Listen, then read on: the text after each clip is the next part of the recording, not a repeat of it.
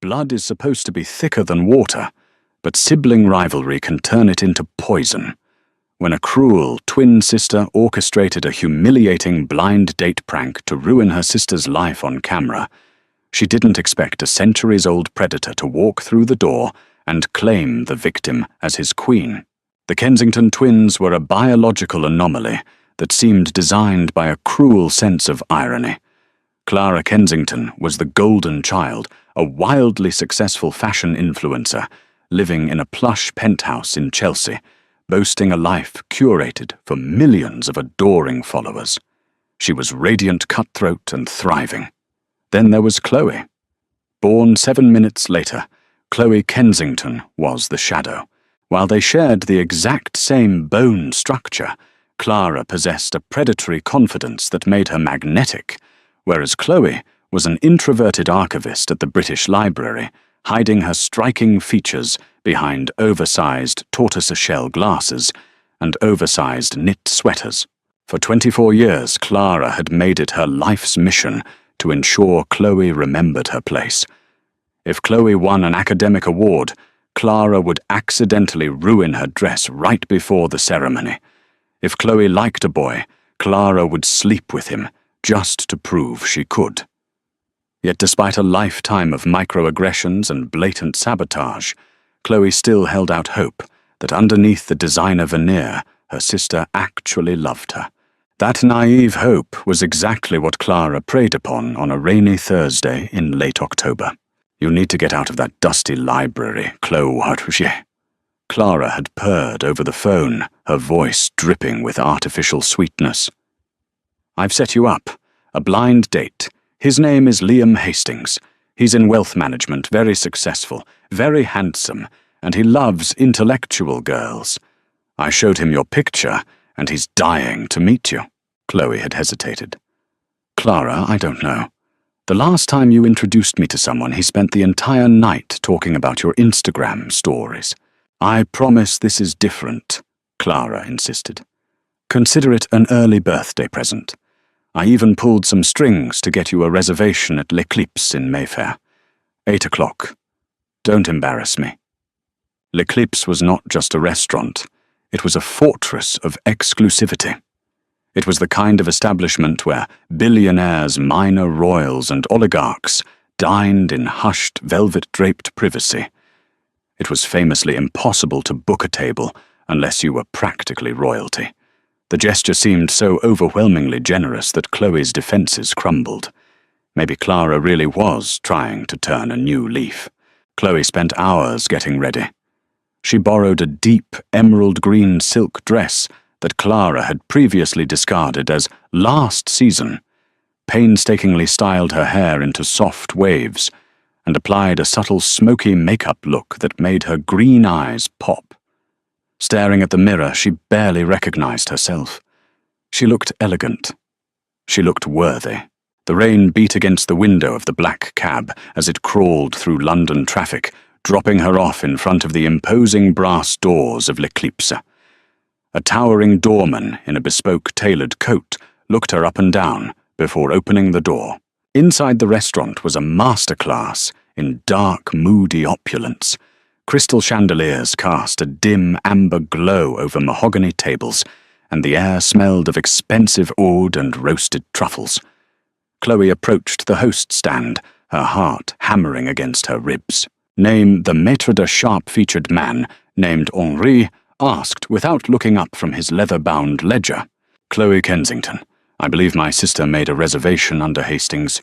Henry's eyes flicked up his gaze, chillingly condescending.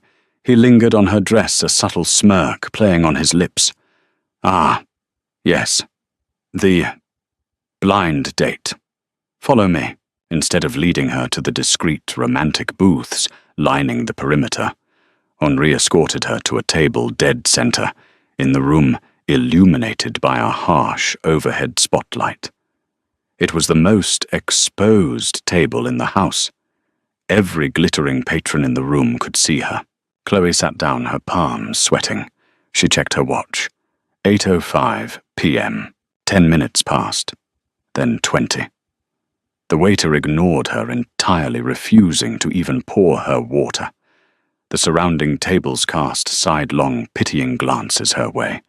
She was the awkward, overdressed girl sitting alone at the worst table in London's best restaurant. Just as the sting of humiliation threatened to bring tears to her eyes, a man approached the table. Liam Hastings. He was objectively handsome, tall with perfectly coiffed blonde hair and a sharp Tom Ford suit, but there was a smug, predatory glint in his blue eyes that immediately put Chloe on edge. "Chloe Wright?" he asked, not bothering to apologize for his lateness as he slid into the chair opposite her. "Let's get this over with. I'm starving." The date was a masterclass in psychological torture. Liam didn't ask a single question about Chloe. Instead, he snapped his fingers to summon the previously dismissive waiter who practically tripped over himself to attend to Liam. "We'll start with the beluga caviar," Liam ordered smoothly. "And bring a bottle of the Chateau Petrus 1990. For the main, I'll have the Wagyu tomahawk. You—" He glanced at Chloe. "Just get her the house salad. She looks like she's watching her figure." Chloe's cheeks burned. "I'll have the sea bass, actually." Liam rolled his eyes. "Fine, but you're paying for it." The meal progressed in agonizing fashion. Liam spent the entire time texting on his phone, occasionally looking up to make disparaging remarks about Chloe's career, her clothes, and her quiet demeanor. "Clara said you were a bit of a charity case," he sneered, swirling the vintage wine in his glass. "I can see why she feels sorry for you. Must be hard being the ugly duckling of the family." Chloe's grip on her silver fork tightened until her knuckles turned white. "If you find me so repulsive, Liam, why did you agree to come?" A slow, cruel smile spread across Liam's face. He set his glass down. "Because, sweetheart, I was paid to." Chloe's heart stopped. "What?" Liam stood up from the table. He didn't lower his voice. In fact, he projected it so the neighboring tables could hear. "You really thought a guy like me would take a girl like you on a date to L'Eclipse? Look at yourself. You're a joke."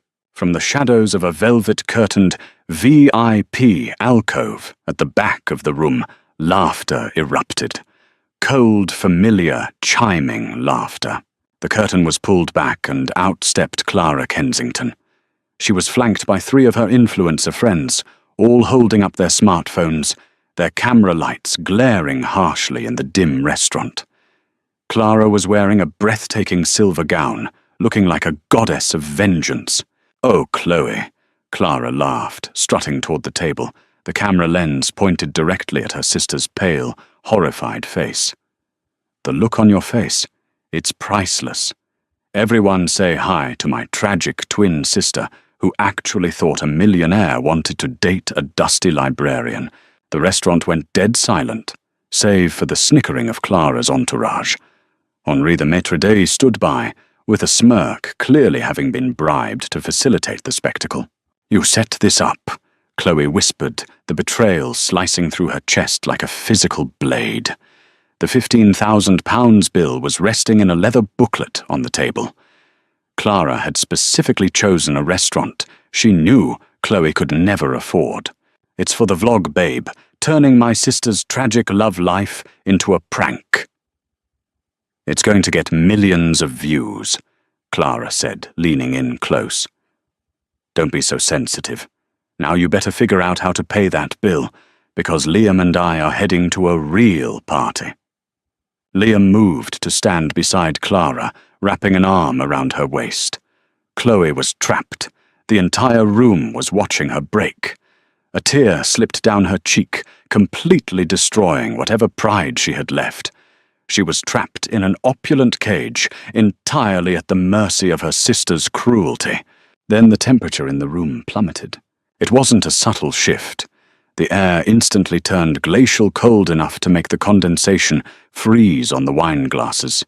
The ambient hum of the restaurant, the clinking silverware. The quiet murmurs, Clara's obnoxious giggling, ceased entirely. It was as if someone had hit the mute button on the universe. The heavy brass doors of the private elevator at the far end of the dining room chimed. They slid open. A man stepped out. He didn't just walk. He glided. He wore a bespoke three-piece charcoal suit that seemed to absorb the light around him. He was terrifyingly tall, with raven-black hair swept back from a face that looked like it had been carved from marble by an artist who had never known mercy. His eyes were a piercing, luminescent silver, burning with a quiet, ancient authority. As he moved through the room, the patrons, billionaires, politicians, titans of industry physically recoiled. Some bowed their heads, others averted their eyes in instinctual primal fear. Henri, the arrogant maître d', suddenly looked as though he were going to be sick, his face draining of all colour. This was Alistair Vane. To the mortal world, he was the elusive billionaire owner of the Vane Syndicate, holding a monopoly on global real estate and shipping. But to the shadow world that operated beneath the neon lights of London, he was the vampire king of the European court. He was apex predator. He was death in a tailored suit. Alistair didn't look at Liam. He didn't look at Clara.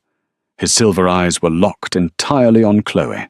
He walked past Clara's entourage, moving with such unnatural, terrifying grace that the influencers lowered their phones, their hands suddenly trembling violently. He stopped at Chloe's table. The silence was deafening. Slowly, deliberately, Alistair reached out a pale, perfectly manicured hand. With a single finger, he lifted Chloe's chin, forcing her tear-streaked face up to meet his gaze. When he spoke, his voice was a deep, velvet rumble that vibrated through the floorboards, commanding absolute obedience. "Tears, ma chérie." Alistair murmured, his thumb gently wiping the moisture from her cheek. A queen should never cry in a room full of peasants. Clara, completely oblivious to the lethal danger standing in front of her, let out a nervous, indignant scoff. "Excuse me, who the hell are you? You're ruining the shot." Alistair turned his head slowly. The movement was barely human. He pinned Clara with a stare so cold it felt like a physical blow. The air pressure in the room shifted, popping the eardrums of those nearest to them. "I am the owner of this establishment," Alistair said softly, too softly. "And you are breathing my air without my permission." Liam, trying to regain his masculine bravado, puffed out his chest. "Listen, mate, we're paying customers. She's footing the bill." Alistair moved faster than the human eye could track. 1 second he was standing by Chloe. The next, his hand was wrapped around Liam's throat. He lifted the grown 200-pound man off the ground with a single hand, his expression entirely bored. Liam choked his face, turning a mottled purple, his legs kicking uselessly in the air. "You will speak when spoken to, insect." Alistair whispered the fangs, elongating slightly just enough for Liam and Clara to see the gleam of porcelain death. Clara screamed, dropping her phone. The screen shattered on the mahogany floor. Alistair dropped Liam like a sack of garbage. The wealth manager collapsed, gasping and retching on the floor. Alistair smoothed his lapel and picked up the leather billfold containing the £15,000 receipt. He didn't even glance at it. He snapped his fingers. Immediately, Henri ran over, practically sobbing in terror. "My lord," Henri whimpered, bowing deeply. Henri Alistair's voice was absolute zero. "You allowed trash into my dining room. You allowed them to insult the woman I have spent the last 3 months searching for." Chloe gasped, her eyes widening. "Searching for her." I did not know, Mr. Vane, I swear it," Henri pleaded. "You are fired. Furthermore, you will ensure that this insect," Alistair pointed a polished Oxford shoe at the wheezing Liam, "and his shrieking companion are permanently blacklisted from every establishment in Europe. If I see their faces in my city again, I will have them fed to the hounds." Alistair turned his attention back to Clara, who was now backed against a pillar, shaking uncontrollably, her designer facade completely shattered. "The prank is over, little girl," Alistair sneered, his silver eyes flashing crimson for a fraction of a second. "Leave, now, before I decide to make you the main course." Clara and her friends scrambled toward the exit, dragging a coughing Liam with them, leaving their shattered phones and their shattered egos behind. The room remained utterly silent. No one dared to speak. Alistair turned back to Chloe, the terrifying predator instantly vanishing, replaced by a devastatingly gentle suitor. He offered her his hand. "Forgive the theatrics, Miss Kensington," he said, his eyes softening as he looked at her. "I detest poor manners. Now I believe you owe me a dance." The world outside L'Eclipse was a blur of neon reflecting off the wet London pavement, but inside Alistair's vintage armoured Rolls-Royce Phantom, it was impossibly quiet. Chloe sat rigidly against the plush leather seats, her mind struggling to process the sheer impossibility of the last 20 minutes. The man sitting across from her wasn't just a billionaire. The glowing silver of his eyes, the unnatural speed, the fangs it shattered every rational boundary she had ever known. Alistair poured 2 glasses of aged bourbon from a crystal decanter, offering her one. His terrifying aura had retracted, replaced by an intoxicating old-world charm. "You are trembling, Chloe," he noted his voice, a soothing baritone that seemed to calm her racing heart against her will. You're a vampire." She stammered the word, feeling ridiculous on her tongue. "And you said you were looking for me." "Why, I'm just an archivist." Alistair took a slow sip of his drink. "You are an archivist at the British Library, specializing in 17th century esoteric texts.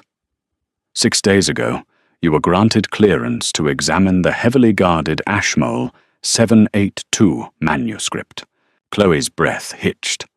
Mentioning the Ashmole 782, a legendary historically documented alchemical text once belonging to Elias Ashmole, grounded this surreal nightmare into absolute reality. "How do you know about that? It's a closed collection." "Only top-tier historians have access." "Because I wrote it," Alistair said simply.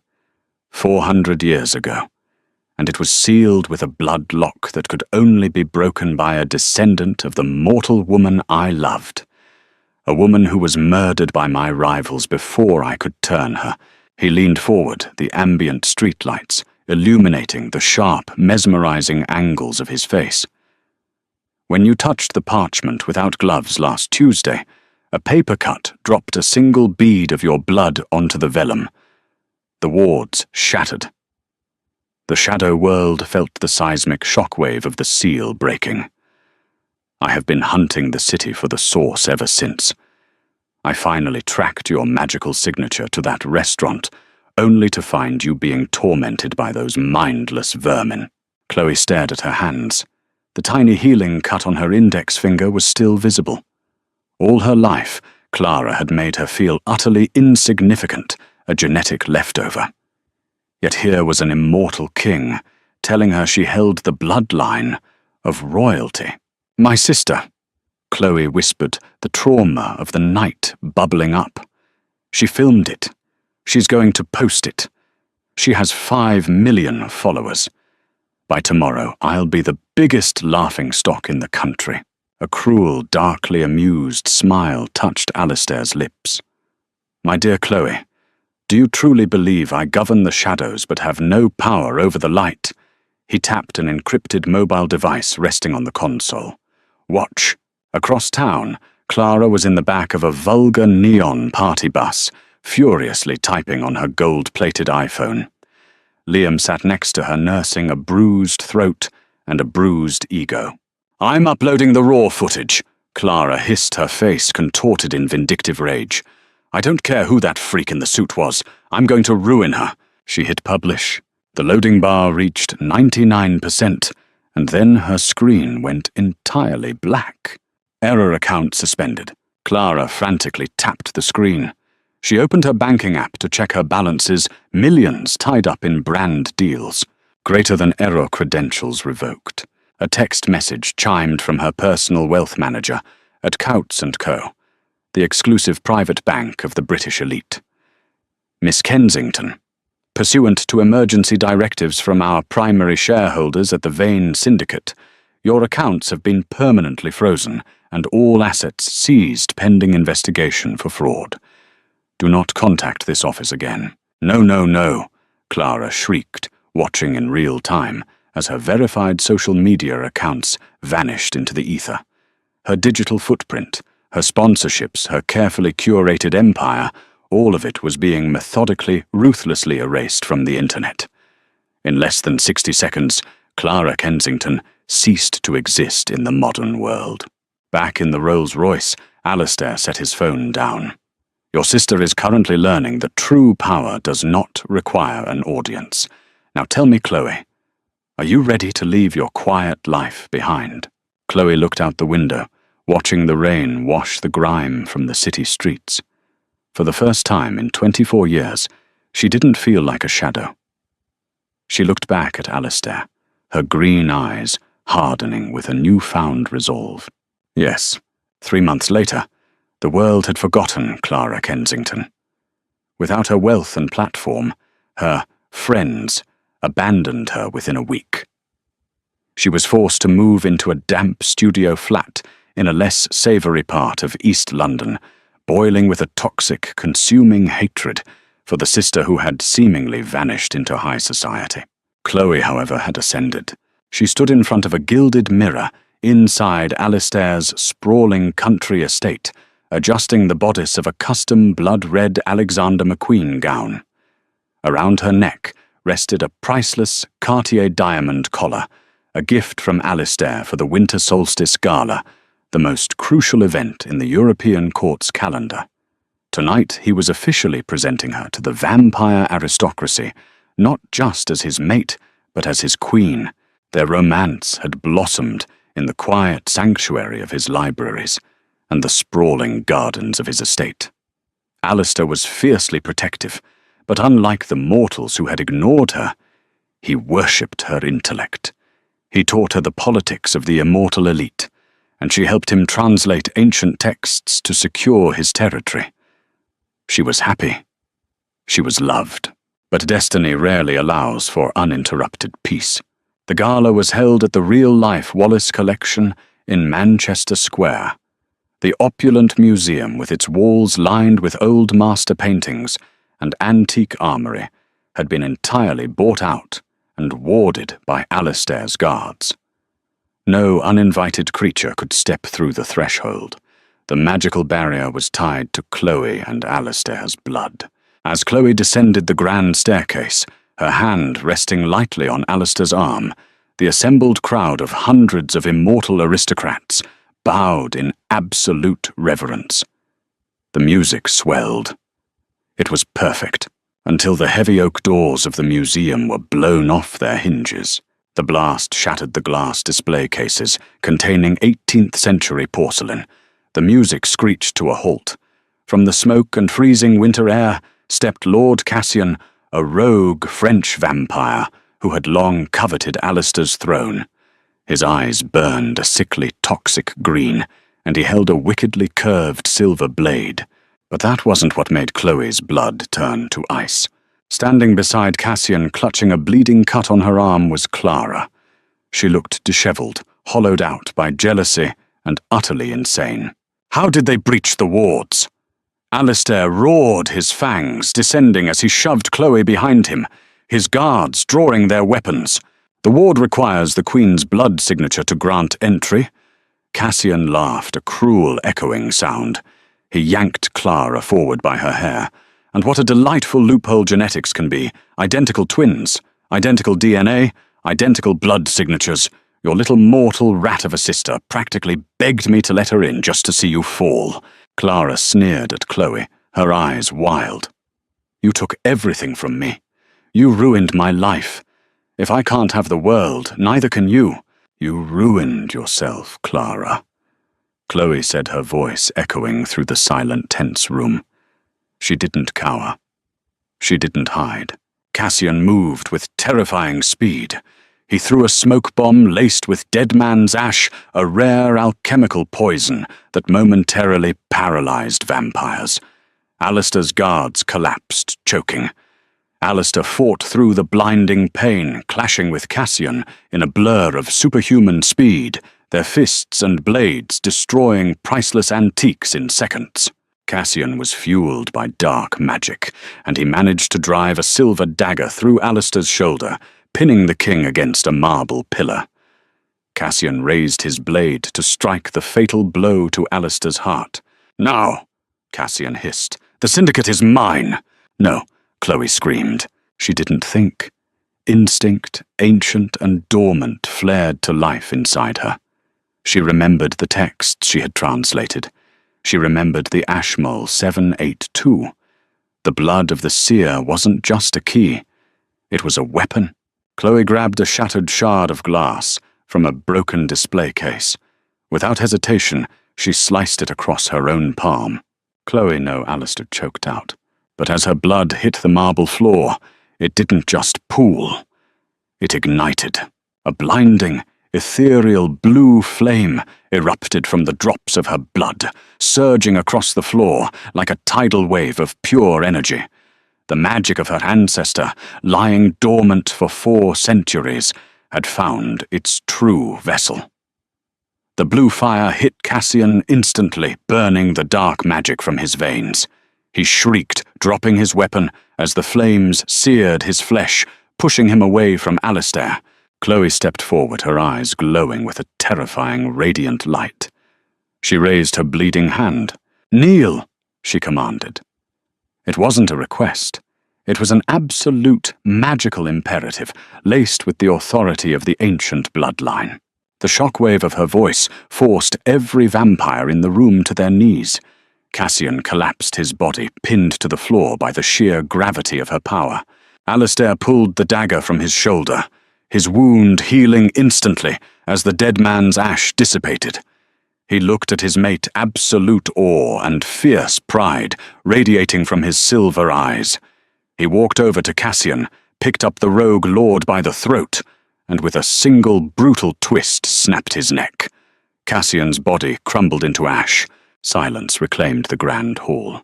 Clara stood alone by the ruined entrance, trembling violently. The blue flames completely ignored her, recognizing her lack of magical essence. She was just an empty, bitter shell. Chloe lowered her hand. The glowing faded from her eyes, but the regal authority remained. She walked slowly toward her twin. "Chloe." Clara whimpered, dropping to her knees, real tears of terror spilling down her cheeks. "Please, we're sisters. I'm your blood. You used our blood to betray me," Chloe said softly, looking down at the woman who had tormented her for 2 decades. "You set me up as a joke. You brought an assassin into my home. What shall I do with her, my queen?" Alistair asked, coming to stand beside Chloe, his arm wrapping protectively around her waist. "Don't kill her," Chloe said. Clara let out a sob of relief. But Chloe wasn't finished. "Death is too quick. Let her live out her natural mortal life. But take away her memories of the shadow world. Let her live the rest of her days, knowing she lost everything, but never understanding why. Let her fade into the obscurity she always feared." Alistair smiled, a dangerous, beautiful sight. "As you command." Alistair's hand glowed faintly as he touched Clara's forehead. Her eyes rolled back, and she collapsed into a deep, dreamless sleep. Tomorrow she would wake up in her dingy flat, a forgotten, ordinary woman with a heavy, unexplainable void in her chest. Alistair turned Chloe to face the massive room of kneeling aristocrats. The elite vampires of Europe bowed their heads no longer, just respecting the king's choice of mate, but terrified and awed by the raw power of the woman beside him. "Long live the queen," Alistair murmured, pressing a reverent kiss to her temple. Chloe leaned into his embrace, looking out over her new kingdom. The Shadow Sister had finally stepped into the light, and the world would never dare to mock her again.